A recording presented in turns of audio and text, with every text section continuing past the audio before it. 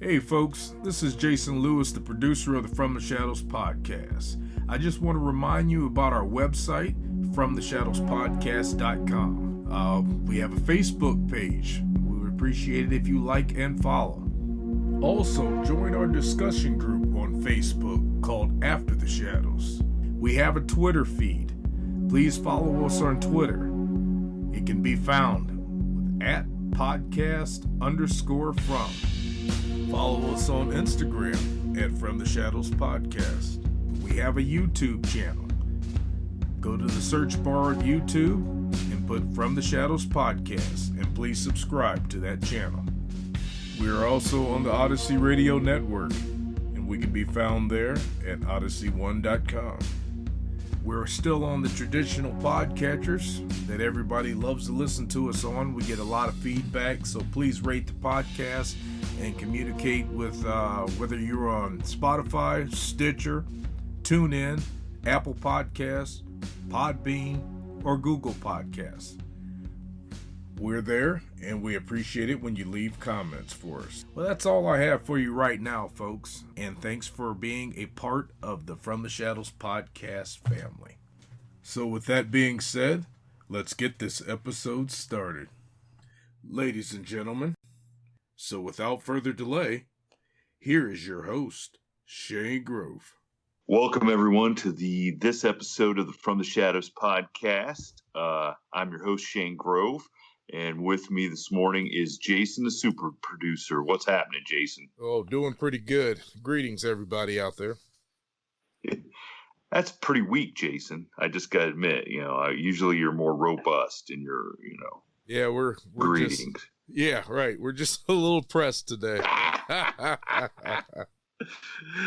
Well, since we are, we're on a tight recording schedule this morning, we are going to jump right in. And I think our listeners are going to love our guest today.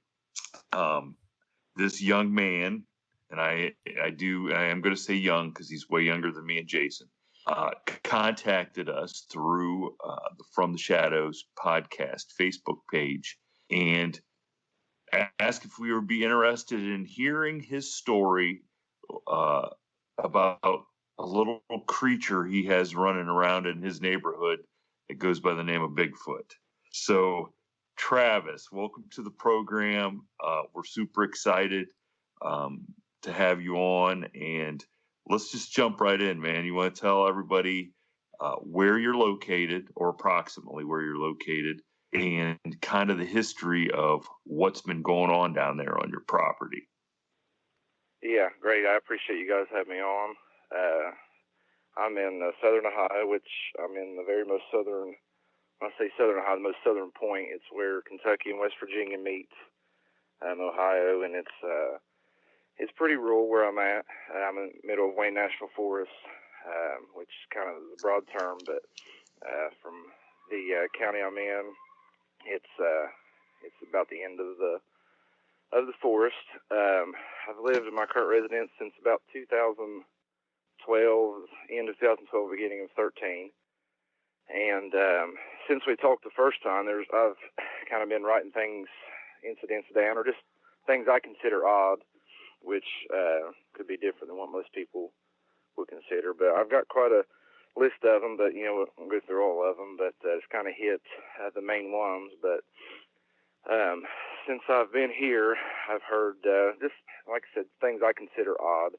They may not be to some, but I noticed it was from about the time that when I first moved in, I had some dogs in a pen, and they like to fight a lot, especially feeding time, which I guess I can kind of relate to that, Food Oh, yeah. gets a little picky, a little more pickier, a little less friends when you're eating. So I would stand out by their kennel.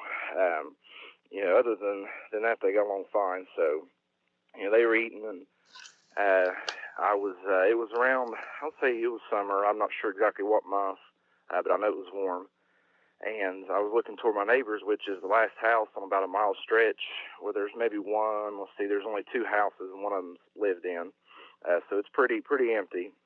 And this is all surrounded by the the Wayne National Forest. And whenever at night, it's if you don't have a porch light or something on, it's kind of eerie dark. So anyway, I was feeding them and had my flashlight and was waiting on them to get done before I went inside. And I heard what I can only describe. It's like I call it a dog whistle. It's a high pitched tone, and then of course my ears ring. So I thought, well, maybe it was just one of those episodes, because sometimes I have to, if I'm driving, I have to pull over. It hurts so bad. But anyway, so I thought maybe it was one of them episodes coming on, until I seen something come from one hillside to the other. And where I live, it's just one big, it's a hayfield. It's a bottom. And it has one hillside, it has the hayfield bottom, another hillside. So it came from there, and from the way I was facing my left, I don't know what direction, if it was north, south, east, or west, I'm not sure exactly. So it come from, as I was standing to the left, across the hayfield, and what I saw, once it got out in the clearing, because I saw like a light, it was red, green, and blue, like a sort of like a triangle look, and it had, I call it a tail, I guess, like a shooting star would, and it went from one hillside, it crossed, and my initial reaction was I thought it was fireworks or some kind. I guess just trying to rationalize as quick as I could, until it stopped above the other tree and started hovering. And like I said, it was red, green, and blue, and it hovered maybe 100, 200 feet above the trees. I don't know exactly how high it was from me, but I saw it was pretty big, whatever it was. But the weirdest thing is it never made a noise, and the trees never moved, because I know they had leaves on them, and you could at least hear, the leaves or limbs cracking, but it never, nothing. It was just, and the dogs never paid attention to it, so I don't know. I kind of laughed it off, but as it was hovering above the trees, probably within 10 seconds, I mean, it felt longer, but in reality, the more I thought about it, it's probably all the longer it was there.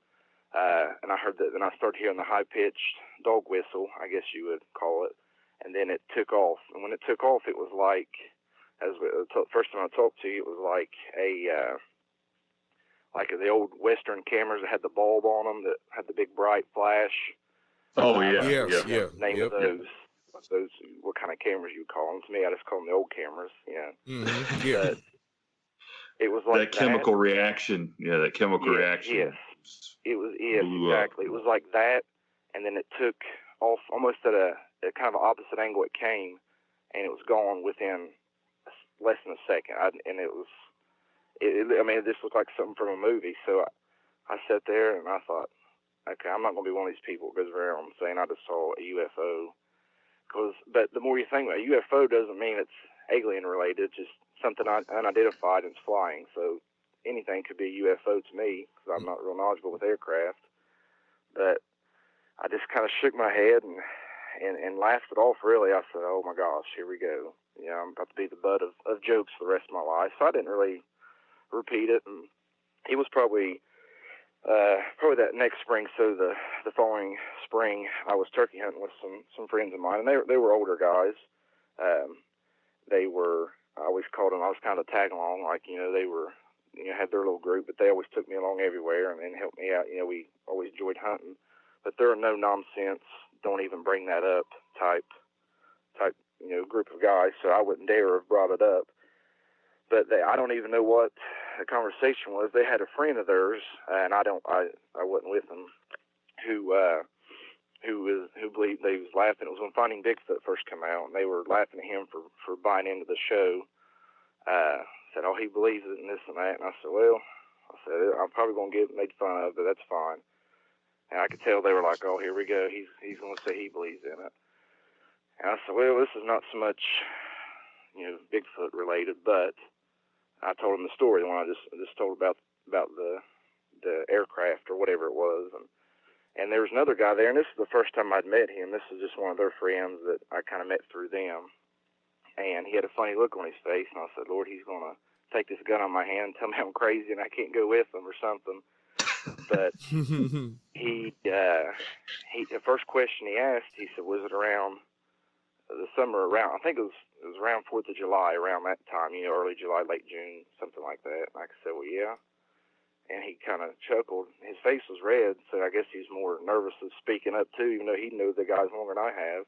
He said, well, my whole neighborhood of about 50 people saw the exact same thing, and asked about, the pitch and the tone. And I said, yeah. And he just got a weird look on his face, and he never said another word. So I thought, well, maybe at least we're both crazy together. Maybe, I don't know, but he had a whole neighborhood, city block, whatever, that had seen it around that same time. Now, how far away? I mean, do you know where he lived in relation to where you were? Right, that's what I was going to ask. 30, 40 minutes away in the same county. I mean, he's not out of town or anything. He was relatively close. Okay. So you say 30, 40 minutes away. Is it 30 or 40 minutes away because everything's so rural, but it's actually not? Yeah. It's just a couple miles. I would say everything's 30 minutes from where I'm at. Okay. But it's not like it's 30 miles away. It's maybe 5 miles. Is that what you're saying? Yeah, probably 15 miles. Okay. Okay. So that's super. Now that is super interesting. So whatever it was left your view, or was it so big that you guys saw it? They saw it from 15 miles. I mean, 15 miles away, the same as you did. I'm not sure if it was that big, and because it really wasn't that high. Even the hill, we have hills here. I don't never call them mountains by any means. They're just rolling hills, foothills of the Appalachian Mountains. So, it's not like it was way above a mountainside, and I saw it. For me, if I were to went, got level with where it was at, even it was probably maybe 500 feet in the air, because it wasn't very far above the hills, and that particular hill was not very big at all. Wow. So then it obviously had flown over pretty near to where they were for them to see it. Then it wasn't like it was 2 miles up in the air and everybody had good vantage point. No, I saw the outline playing. I could see just the outline where the lights were, like the red, green, blue. Yes. I could see an outline of something, but I couldn't get a detail. Obviously, it was at night. But it wasn't very very high at all. And that's what kind of started the weirdness. Now, I have other stories from before that were kind of odd, but that's when it kind of went to, okay, this is gets kind of odd to me. And like I said, maybe someone that's a little more knowledgeable about it, it wouldn't be as, they would be able to debunk it quicker, but I just couldn't. I will say this before, you say that, but before you start, and as the listeners kind of listen to each one of these little anecdotes or one of these little stories, and when it gets all tied into at the end together, it makes sense, and that's what I think a lot of people miss out on when they're experiencing some of this stuff is individually.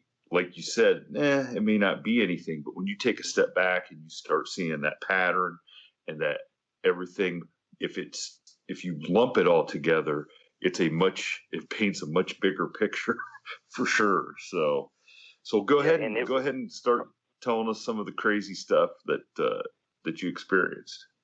Okay. Well, I don't, the UFO sighting, that's pretty crazy. So it gets a little more interesting from there, at least to me, and maybe this is not appealing to someone else. And like I said, I'm not trying to, entertain as far as make up a story. This is just, take it or leave it, is basically how I say, which I don't go around telling everybody. But anyway, right after that, this has started from 2013 up till now. I tried to put it in chronological order, but sometimes as I was writing, something else would pop in. But so I started noticing, and I kind of thought, I laughed at myself that I was psyching myself out, thinking, whatever.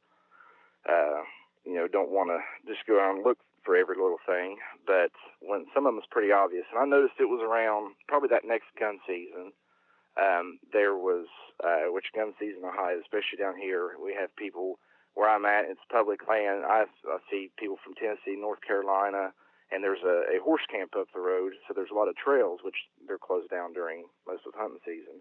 But, out-of-towners is nothing unusual for here, because what little bit of tourism we have in our county, most of it is because of natural resources.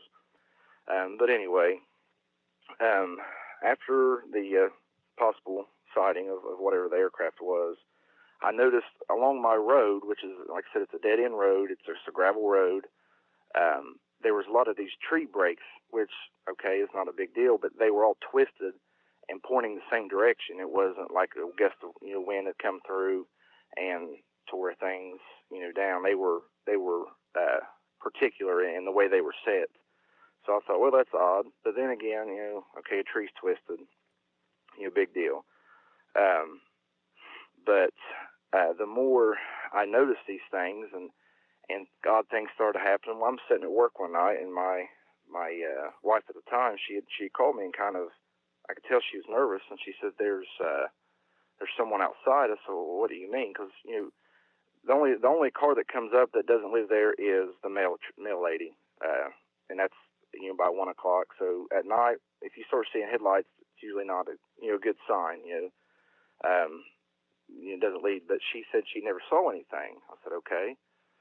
She said, I heard a hit, and I saw like a silhouette, because we have like a street light, and we'd put outside just to where it's not so dark. Because like I said, it's pretty eerie dark when the lights are out or when the sun goes down. And I said, well, call your dad. He lives a mile or so away. Well, he come up, and like most people, he was armed, and he looked around the house. So there's nothing missing, nothing's tore up. I said, well, maybe it was just some kids, which, as I told you when we talked the first time, there's no kids within a couple miles that I know of, that would just do that. And most parents around here let their kids know, not the best idea to go knocking on and sneaking around people's houses, even if you're playing a game, because they don't know, who you are, and bad things could happen, And that's so, why she called, because she felt somebody bang against the side of the house. Yes, she did hear like a hit. Now, she didn't say how loud it was, but she thought they were trying to knock at the door and just kind of hit it and ran. Now, it was more of a shadow. She saw like, okay, someone darted off. She didn't get a look, she saw anything. So whenever I come home that night, and I check around, and I'd already talked to my father-in-law at the time. He said everything's fine, because I didn't have an outbuilding or anything. We hadn't been living there very long, so I really hadn't got anything set up to lock anything up. And, the lawnmowers, weed eaters, things, tools, stuff that if someone was going to steal, they would have took. But if they're going to steal it, they wouldn't knock and let you know they're there. They would just take it and leave. So nothing was out of place whatsoever. So I thought, well, okay, maybe whatever. There's some kids messing around. I did when I was a kid. Of course, times were a lot different. Even just when I was from just in my lifetime, things have changed. But anyway. So I go out, and I had a side garden, just a little, just a few tomato plants, nothing special, just basically enough to make just to have, to give away to the neighbors. So anyway, I go out there, and they were all full, and all the plants, they had several tomatoes each, and were doing really good. And I noticed every one of them was missing, every tomato, down to the tiniest little green one that, no one could eat, because it would be terrible.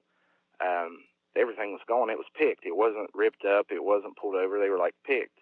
And I got aggravated. I said, thought those, and I don't know what kids I'm talking about, because there's none close. Whatever I was blaming, I was mad at. And I said, of all the things, I wouldn't care if they took the mower, leave my tomatoes alone. I enjoy that. I get these once a year fresh like this. This is what I enjoy. And I was aggravated, and I thought, just kind of chalked it up. I said, well, whatever kids I'm talking about, I blame them. So I noticed, that kind of aggravated me. And within probably the next year or so, I started getting chickens. Like I said, once we got moved in, got settled, I was trying to get things, set up just to have my with my crazy kids, I call my little funny farm because everything kind of is kind of odd here. But so I got those and bought them, chicks and raised them. And of course, you always have a few die here or there. And as we talked before, chickens, they just die for whatever reason. They don't really have to kill them. They just flop over dead from each other or whatever. So I lost a few. Once they got up and they started getting where I could put them out in the coop that I built, I didn't have it fenced in. I had it fenced around, but not over top yet. So that was why I was kind of hesitant to put them out. So I would put them in the coop and just and lock them in. And I noticed some nights I would forget to lock it, and they were missing. Now, when a raccoon or a fox, whatever, and a predator, when they kill them, you said you'd raise chickens. It's a mess. There's not much you can tell. There's not. They'll kill them just to kill them, and that's what's aggravating. If they would take one and eat it, I wouldn't be as much. They would just kill them all, and I went through a lot of chickens, and even still now I'm having issues. So when that would happen, it was obvious. So I noticed they were just missing. There wasn't a feather trail, blood trail. I walked the hillside because it's next to a bank. Nothing. Just didn't see them. So I thought, well, okay, that's another odd thing. And then, of course, I'm probably still blaming those kids, whoever they are, still blaming them for stealing my chickens or whoever it might be. But they were just gone. So what I would do when I would get home from work at about midnight, I would just go up there and I'd check on them and latch the coop door to where nothing could get in or out. And this what leads to the recording that I'd sent you. I noticed, I heard when I got home, I'd shut my truck door and I heard like an echo. It sounded like a dog barking, which there was one neighbor that has it, but the direction it was coming from, it wasn't it, but things echo weird off hills, and I just kind of chalked it up. I took a couple steps to go to the chicken coop door, and I heard it again, and I said, "Oh, okay, that's not a dog. And if it is, I need to go inside now and never come out again because it's one of these giant whatever kind of dogs that never heard anything like this." And there was one, whatever this was up on a hillside, and then I took another step because what had made it odd was I got home a little early that night, maybe half hour. And this is something I didn't think of till a couple of years later, listening to different accounts and reading, kind of researching. I also heard the one up on the ridge, and I heard something at the bottom. And it was going back and forth, whatever this was. And so I went over and locked the coop door, and it kept getting louder. And it was I don't know if it was getting closer to me, or maybe they were moving around the ridges and hills, and it was just echoing better. I don't know. So once I thought, well, I need to record this. I said, well, I don't know if I can get it from my yard, and I'm not leaving my yard to go up to that. I'm not one of those people. If you are, good for you. I'll pat you on the back, but no, I'm not walking through the pitch black darkness at something yelling. Yeah. And you heard the recording. I'm not. That's just me. If you are, I'm happy for you. Well, Jason, do you have the recording? Oh yeah, I have it here. Okay. You want to play it for our audience?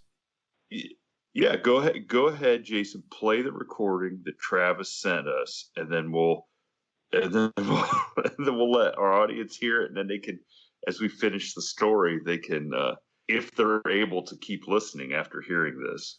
So go ahead, Jason, play it. Yeah, this is pretty compelling evidence right here. Check this out, everybody.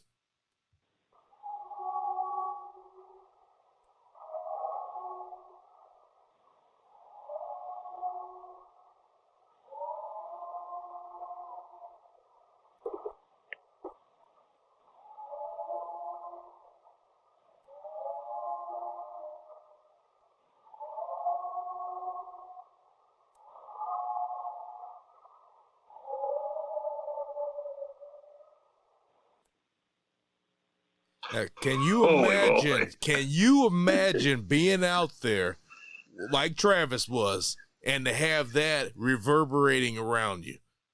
Come on now. Not many people are going to go out there and investigate and see what that's all about. Travis, you big chicken. I can't believe you didn't go closer. I know. I should have gotten the coop with the rest of them that night.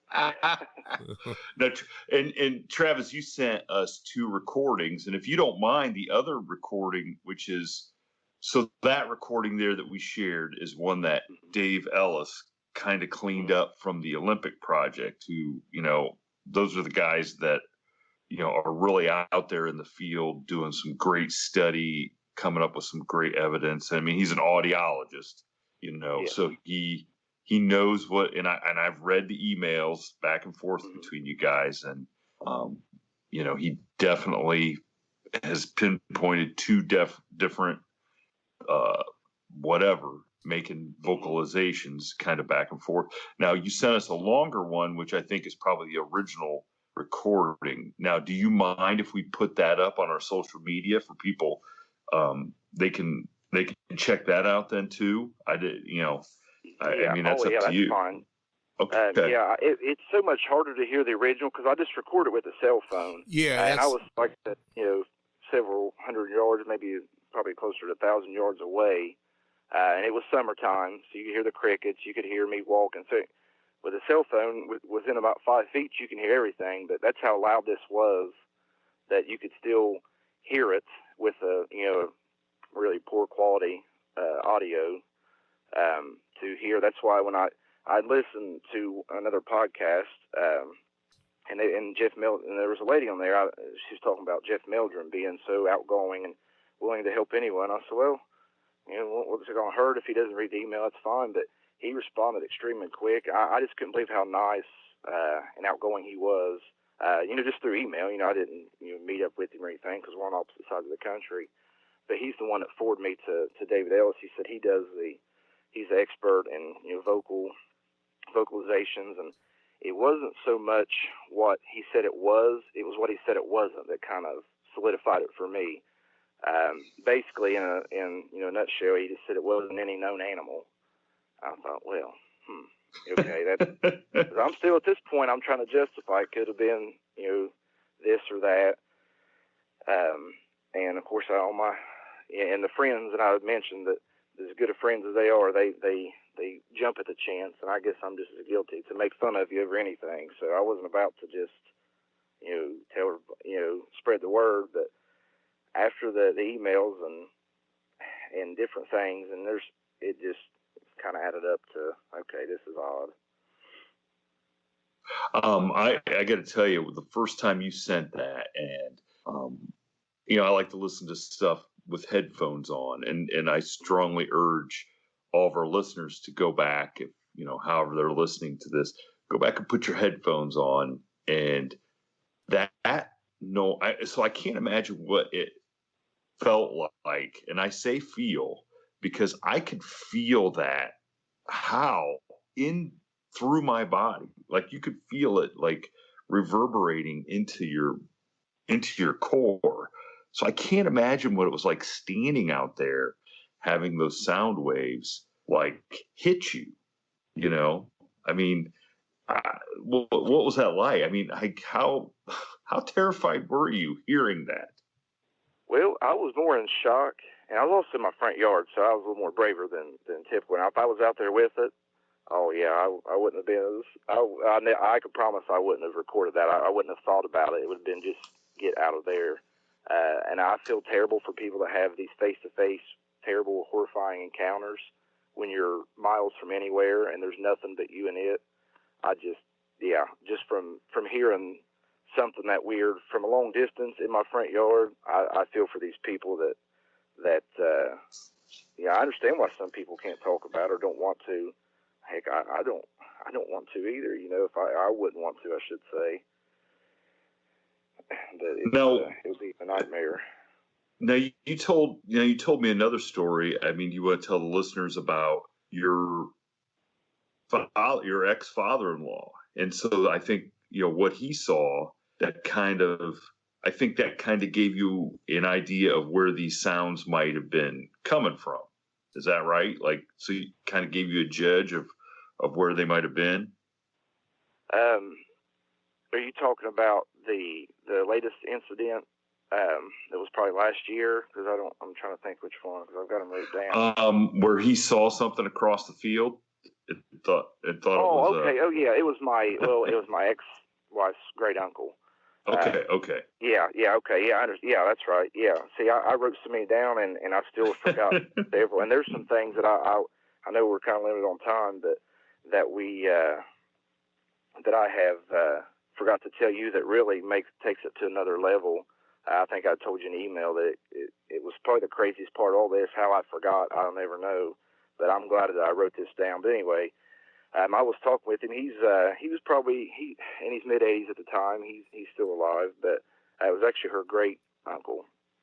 He was in Korea, war, so that gives him an age range. And his vision and hearing's not the best. So he was telling me, he said, talking about bear in our area, which they're not. When I say they're not around here, they're definitely here, but they're not stick to be hunted, and as far as that, they're not established. But there's plenty of bear in this part of the country. It's just not, like I said, not that many as some. He said, I think I saw a bear. And I said, oh yeah, I know so and so around here has.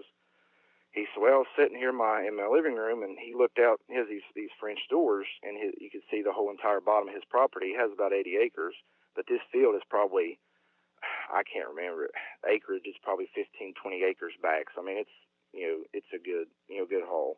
Mm-hmm. But to where he said, yeah, I saw something. It was really big and black. I said, oh yeah. He said, but it was walking. So you mean like down? He said, I don't know. It was awful tall. And he said the way it went across the field, he said it was big. He said, just be careful. He said that some of those bears.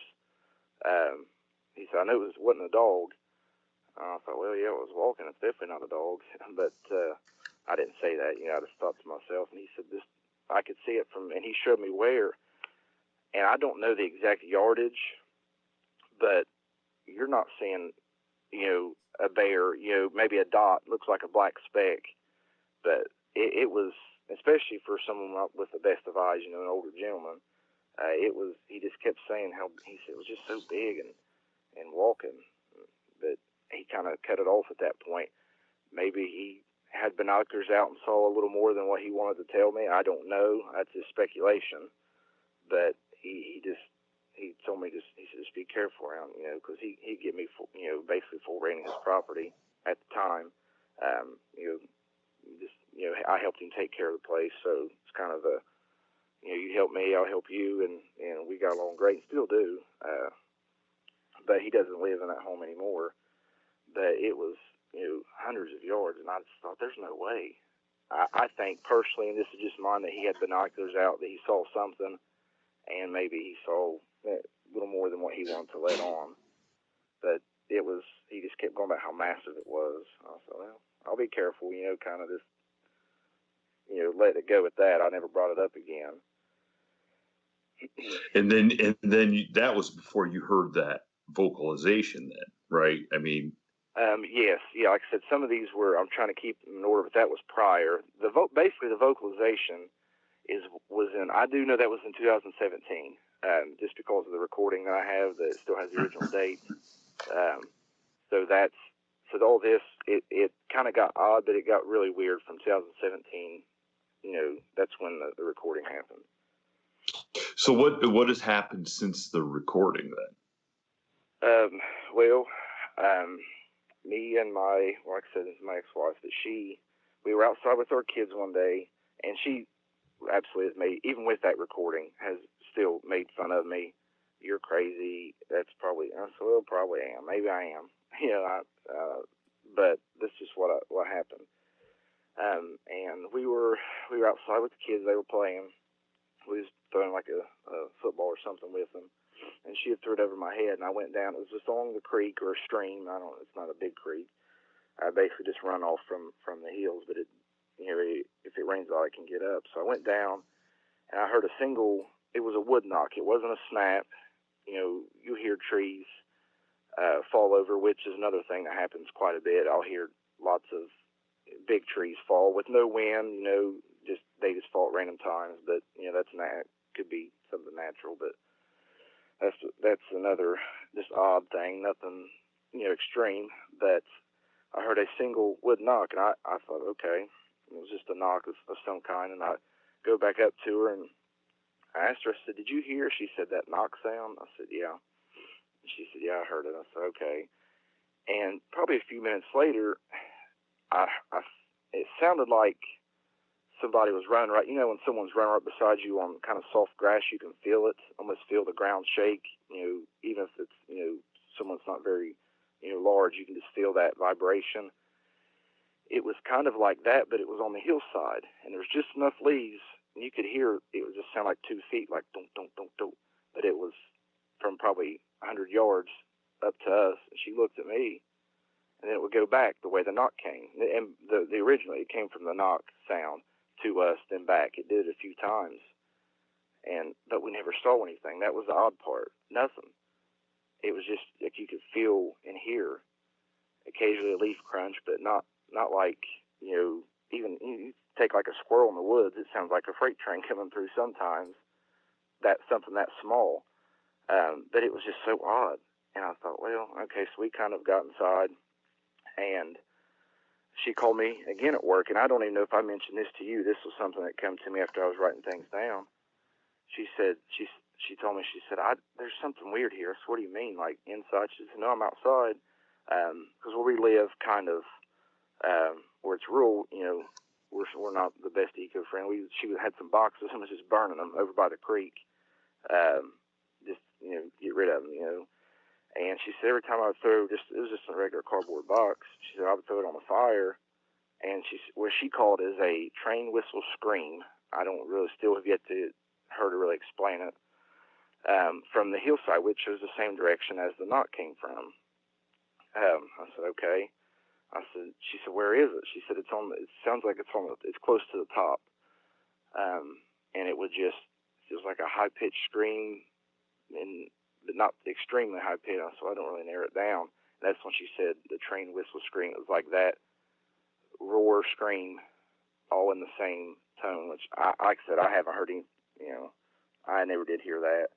She said, but it was only when the fire would get bigger, and when I was done, she'd, threw dirt on it to make sure it was out so it didn't catch fire, and cleaned it up, cleaned the ashes up. So it was never heard another sound. I thought, well, I didn't hear this, so this is just what she really kind of laid off of me after that. So it must have been enough to. So maybe she became a little bit of a believer. Maybe he's not as much of a skeptic. That's what I say. Well, before we wrap up here, I just want I want you to tell quickly the story. So you got a lot of grief about that recording from your one buddy. So I just want you to kind of tell everybody what happened to your buddy then. Okay, yeah, we were scouting, and this was I believe this was last year before, I can't remember. We were scouting for deer, and it was extremely windy, probably a little too dangerous to be in the woods windy. So we were like, well, we're not going to hang a stand here today. Let's just walk this trail and go back because we probably shouldn't be in here. And he said, okay. Well, he was still bow season. It was early, so he had his bow just in case he would see something. And I always keep a pistol on me. I guess just for my peace of mind, but if something that massive out there, I don't think a pistol of any caliber is going to do much. But I always told him, I said, ain't for me, it's for you to shoot you in the leg so I can run off. I said, but that's beside the point. And so we were on this trail, and this is on public land, and he said, I gotta use the bathroom. So he stepped over to use the restroom to take a leak, and he got up on this bank to look down, and I was holding his bow, and I had my oldest with me, and I was showing him whatever little thing was. And he turned around, his face, he got really pale, like scared looking. His eyes were extremely big. He said, did you see that? I thought maybe it was a big buck or something. I said, no, do you need this? He said, no. He come walking over to me, and his eyes were big, and I thought, all right, what's going on? He said, did you see it? I said, no. I mean, I can't hear. I can barely hear you. And you talking. It's windy. We need to get out of here. I said, what was it? he didn't say nothing. I said, well, okay, well, I guess just be a drama queen and don't tell me. But he said, I don't know what it was. I said, what do you mean you don't know what it was? He said, I just seen something big and black. He said it stood up, kind of pivoted, and sprinted faster than any animal I've ever seen. I said, was it a bear? He said, it stood up. He said, I guess bears can stand up. I said, well, they're not going to, when they're running, they're not going to stand up. I said, standing up, it was to come at you, to bluff you. But he said, I don't know, I got to go. And he left, and he hasn't even came to my house since. And I think personally it was kind of like the prior incident with my neighbor, that I think he saw a little bit more than what he let on, and he is yet to mention. I'll bring it up to him. He says, I don't know, and he just kind of basically chums it off. So he's left me alone a little bit since then. Isn't that funny that everybody wants to make fun of the guy who has experienced stuff until they experience it themselves. That's not such a joke. Exactly. Yeah. Can I say one more thing before we go? I know we're kind of on a streak, but this is the part I left out. Right, not far after that recording and some other incidences, every day at about this time between 10 and 10:30, there would be it was a military helicopter. It was a Black Hawk. It would hover over my house for about 2 or 3 minutes, close to where the windows would rattle. And my kids were pretty. My youngest was still a baby at the time, and he was on more schedule. And it would wake him up. And I finally went out and looked one day, and it was either, I believe I can tell it was a Black Hawk or what it was. It's been a while since I've been in the military, so I never was around helicopters much. But it was military, and it would just hover. And it was just my house, and it would leave. And it would come back the next day. It did it for probably 2 months. And finally someone at work, one of the guys that I kind of talked to about this, he said, get out with your phone and just record. He said, just pretend like you're recording at least. I said, what do you mean? He said, just put a recording on. And I did it a few times, and they quit. I mean, I didn't really record. There's nothing. But it was, I could see the guys inside. They were that low. It was really odd. And I thought the first few times, a lot of times we'll do training exercises out here because there's not, in case of an accident, God forbid an accident, they're not around as many homes, and they could do, sometimes we'll do rappelling and different things, just where it's so remote so they could do training and go on. I just thought that's what it was until it was just my house every day, and then they would take off, and I wouldn't see or hear them until about the next day between 10 and 10:30. I just thought that was really, really odd. That is odd, yeah. And I completely forgot to mention that first time we talked, which I think is probably the weirdest part of all of it. That, wow, that could open up a whole nother can of conspiracy theories. That was another level. When I'd emailed you, I said there's so many things that I forgot. That was like my kind of dumb moment. That's probably the most important or oddest thing to talk about, and I forgot to even mention it to you the first time. Oh, I say, Shane, I say we need to have we need to have him back on, and for maybe a Patreon story or two. I think Travis needs to round up his buddy and see if he's brave enough to come on and tell us what exactly he saw. They take that would be great to a whole other level. And I have a list, and I made it about halfway through. Of course, it was my fault. I was a little late today. I got punked out by my kid who acted like he was dying at school and smiled when I picked him up. I said, oh, okay. Well, you know what? You know how to fix it? Fix him. Tell him, say, hey, buddy, next time you do that, you got to go camping out in the woods by yourself. Yeah, I'm sure. Yeah, he's terrified of Bigfoot, and I've never said that word around him once. I think he was watching a show one day, but it was like a demonic thing. I said, buddy, turn that off. You're scared of me, son. Don't worry. I ain't going to say that. Well, Travis, I am so glad you got a hold of us, because this seems to be like it's just the tip of the iceberg. So we'll see what our listeners think, and we're definitely going to have to probably do another episode. And like I said, get your friend if he's brave enough to come on, and I'd love to hear what he'd have to say. So, Oh yeah, But he's got some legitimate stuff that it took him a couple years to tell me. So Yeah. I would be extremely excited if he would come on for him. So I'll keep working. That sounds good.